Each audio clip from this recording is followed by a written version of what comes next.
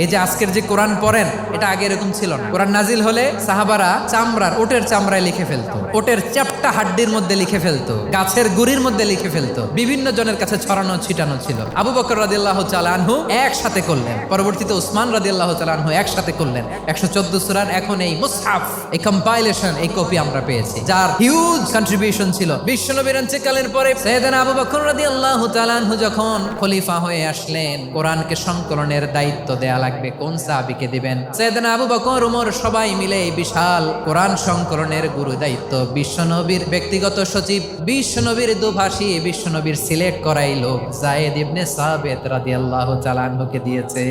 এই পুরো কোরআন কম্পাইলেশনের project manager ছিল যায়েদ বিন সাবিত রাদিয়াল্লাহু তাআলা। দেখেন, এত সাহাবীর মধ্যে থেকে বিশ্বনবীর একাডেমিক প্রজেক্ট যায়েদ বিন সাবিতের মতো তরুণকে নির্বাচিত করেছেন। কেমন ট্যালেন্ট হান্টার ছিল আমার নবী, সুবহানাল্লাহ পড়বেন না?